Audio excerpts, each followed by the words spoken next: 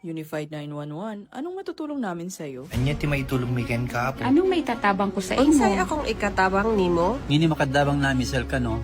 Sa anumang wika o dialekto, may tulong na darating sa iyo.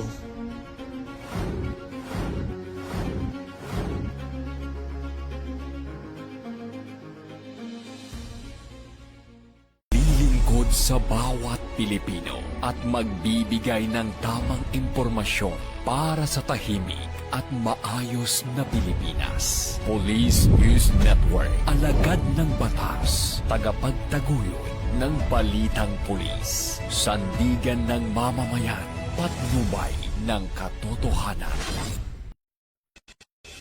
La Campo Crame, maghahatid ng pinakahuling kaganapan at nagbabagang balita. Ito ang PNN Police News Network.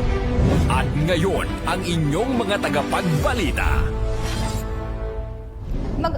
Magandang araw, Bagong Pilipinas. Ako ang inyong alagad ng batas, tagataguyod ng Balitang Pulis. Ako po si Patrolwoman Ara Cassandra Cuncon, maghahatid sa inyo ng tamang balita, kwento ng pulis at serbisyong para sa mamamayan. At ito, ang PNP News Online, ang pangunahing balita ng Police News Network, alagad ng batas, tagataguyod ng Balitang Pulis.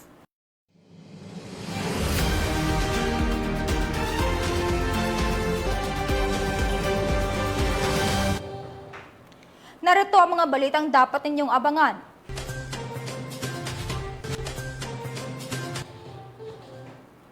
Nagtulungan ang pulis at sambayanan sa Santo La Union sa pagtayo ng bahay na natumba dahil sa bagyong Uwan.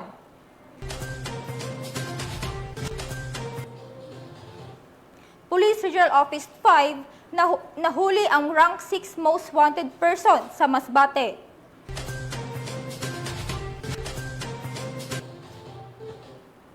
₱6.8 milyong halaga ng droga na kumpiska, 2 high-value individual sa Dipolog City, arestado.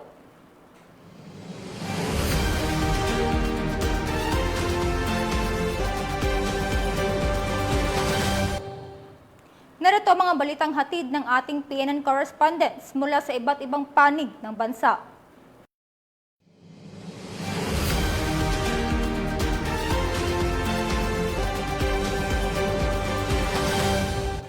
Nagtulungan ang pulis at sambayanan sa Santo La Union sa pagtayo ng bahay na natumba dahil sa bagyong Uwan. Nakibalita dyan si Police Corporal J.R. Del Mendo.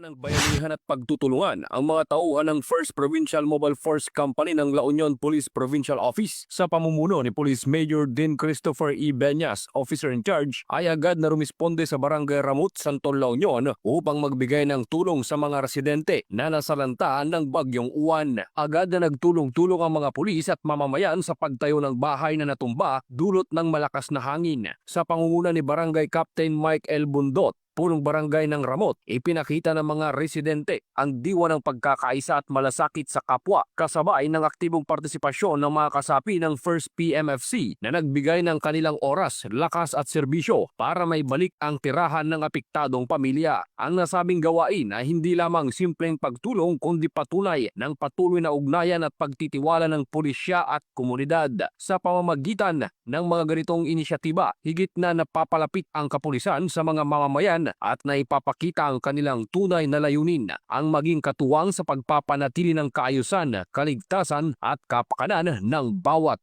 Pilipino. Mula dito sa Ilocos Region, ako ang inyong PNN correspondent, Police Corporal J.R. Del Mendo, alagad ng batas, tagataguyod ng Balitang Pulis. Maraming salamat, Police Corporal Del Mendo. Nakiisa ang PNP Isabela sa repacking and relief goods para sa mga kababayang apektado ng bagyong Uwan. Yan ang tinutukan ni Patrolwoman Geraldine Colico. Aktibong tumulong ang mga tauhan ng mga component city at municipal police stations ng Isabela Police Provincial Office sa repacking ng mga relief goods para sa mga pamilyang naapektuhan ng pananalasa ng Bagyong Uwan sa kani-kanilang mga nasasakupan nito lamang ika-11 ng Nobyembre taong kasalukuyan. Sa kanilang pagtulong, ipinakita ng mga pulis ang tunay na diwa ng serbisyong may malasakit at paglilingkod sa mamamayan na hindi lamang nakatuon sa pagpapanatili ng kapayapaan at kawisan, kundi maging sa pagtugon sa pangangailangan ng komunidad sa oras ng sakuna.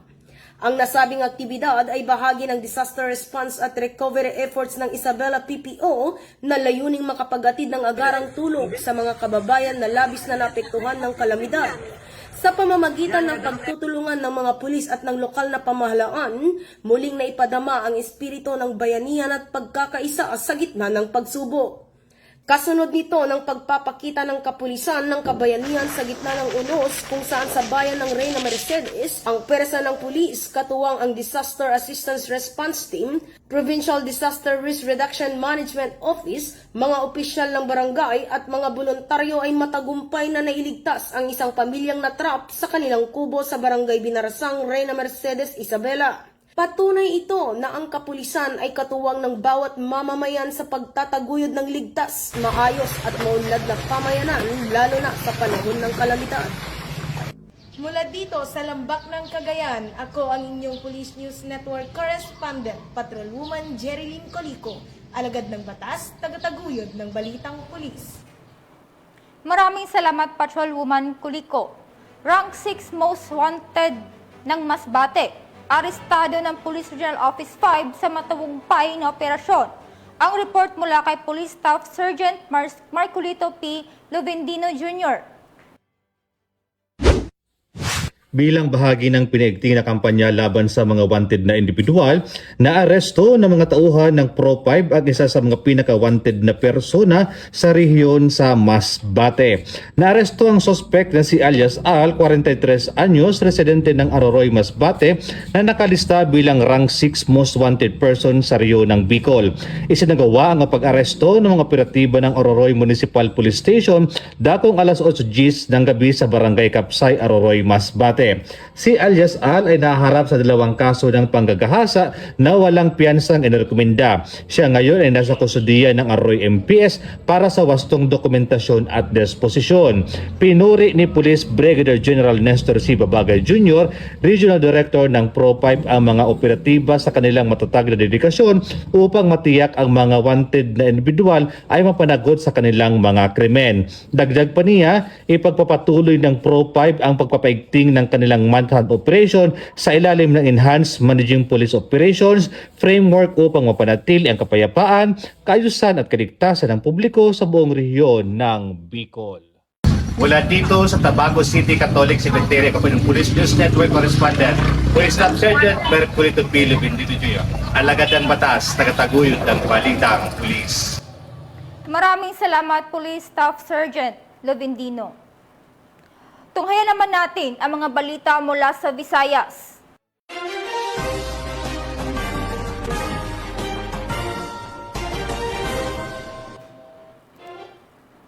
Arestado ang isang tricycle driver na kinasang drug by bus operation ng kapulisan sa bayan ng Zaraga, Iloilo. Magbabalita dyan si Patrolwoman Justin May Halyores.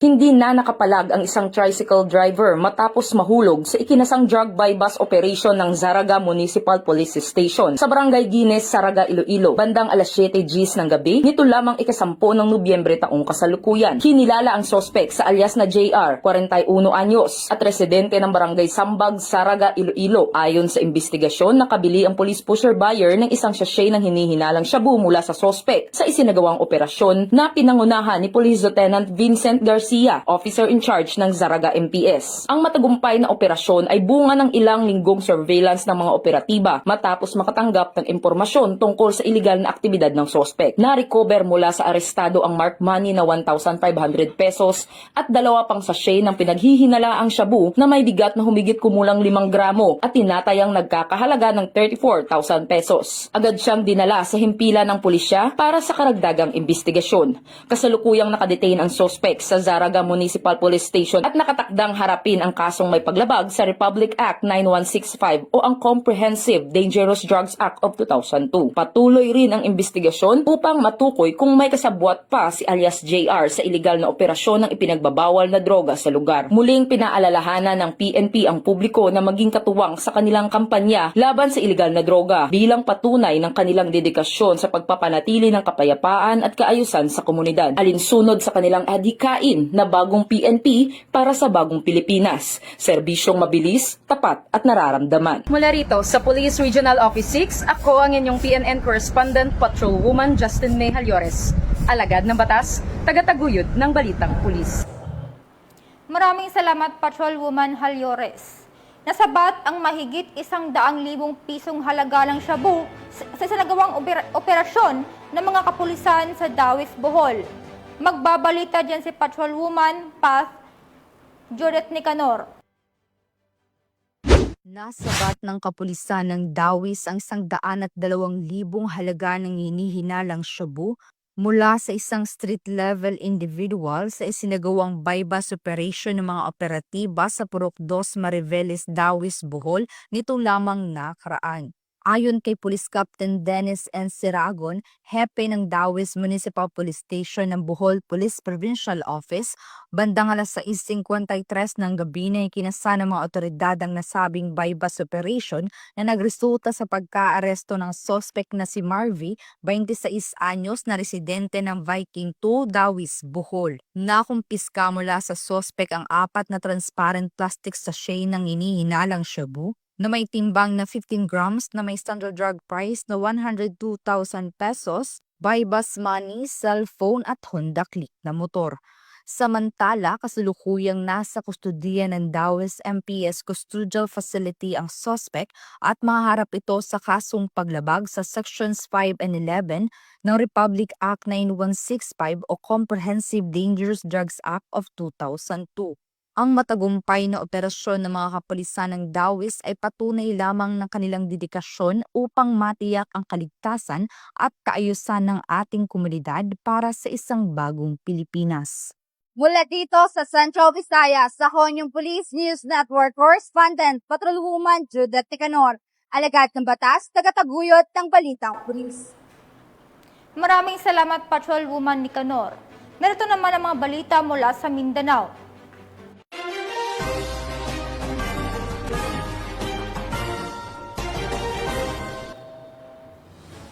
Dalawang high-value target ang naaresto sa Dipolog City habang nasamsam ang 6.8 milyong halaga ng iligal na droga. Nakibalita dyan si Patrolwoman Joyce Franco.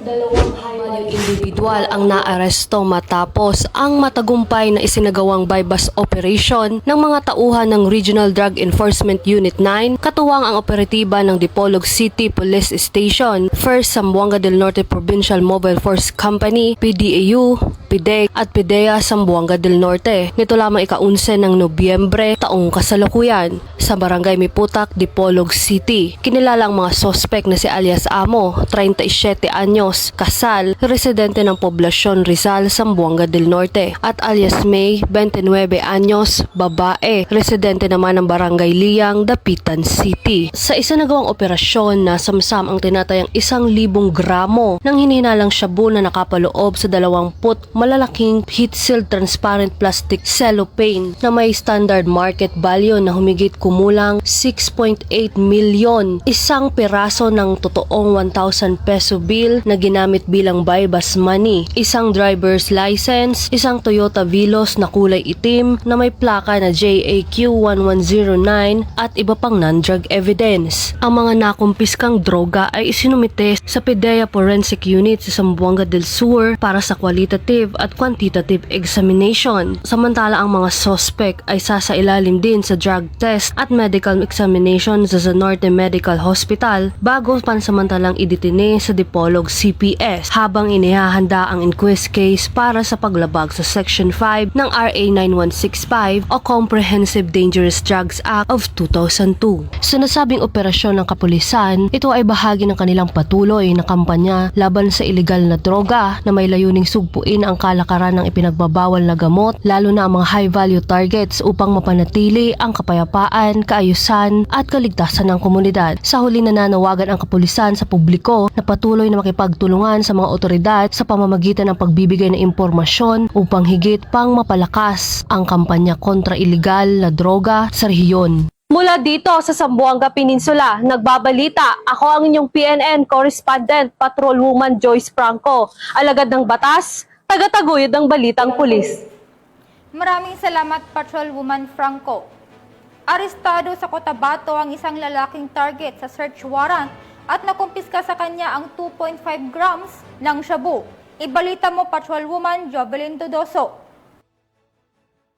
Ng mga operatiba ng Tulunan Municipal Police Station ang tinatayang 2.5 gramo ng hinihinalang shabu sa isinagawang operasyon sa Barangay Poblasyon Tulunan, Cotabato. Ang operasyon ay isinagawa sa bisa ng search warrant na nagresulta sa pagkakaaresto ng suspect na si alias Cardo na nasa listahan ng street level individual, legal ang edad at residente rin ng naturang lugar. Sa aktual na operasyon, nakumpiska mula sa pag-iingat ng suspect ang 7 Hitzel transparent plastic sachet na naglalaman ng pinaniniwala ang shabu. Tinatayang may bigat itong 2.5 gramo at may kabuang standard drug price na 17,000. Agad namang ipinaalam sa suspect ang kanyang mga karapatang konstitusyonal gamit ang wikang kanyang nauunawaan, alinsunod sa Miranda Doctrine at Anti-Torture Law. Nahaharap ang suspect sa kasong paglabag sa RA 9165 o Comprehensive Dangerous Drugs Act of 2002. Muling pinatutunayan ng matagumpay na operasyon ang walang tigil na kampanya ng PNP laban sa illegal na droga. Hinihikayat ang publiko na makipagtulungan sa mga otoridad upang tuluyang masugpo ang salot na ito sa lipunan. Mula dito sa General Santos City, ako ang inyong Police News Network correspondent, Patrolwoman Jovelyn Dodoso, alagad ng batas, tagataguyod ng balitang pulis.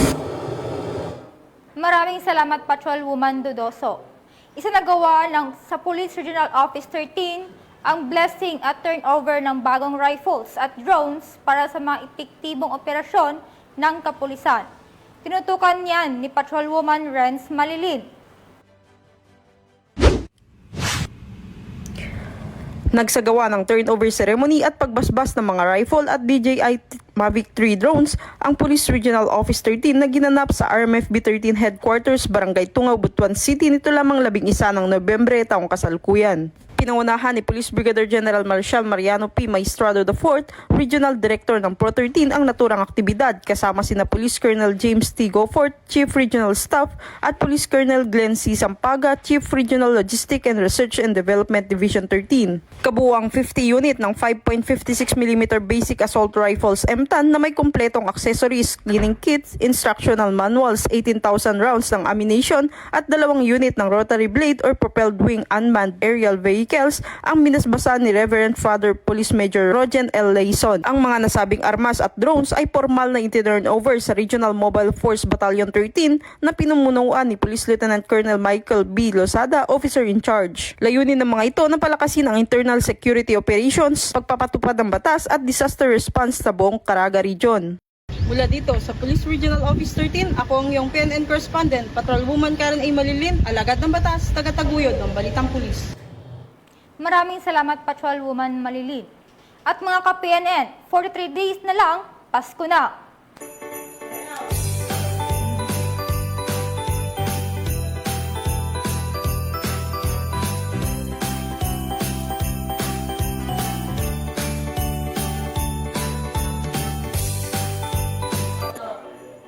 Sa ngalan ng pamunuan ng Philippine National Police sa panguna ni Acting Chief PNP, Police Lieutenant General Jose Melencio Nartates Jr.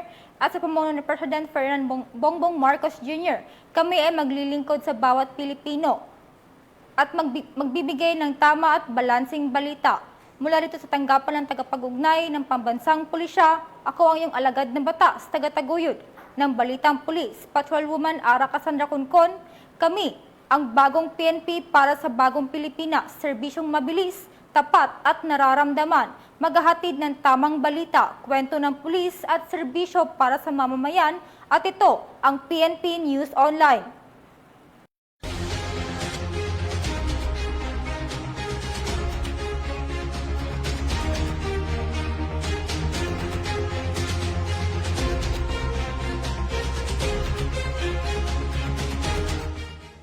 Police News Network, alagad ng batas, tagapagtaguyod ng balitang pulis.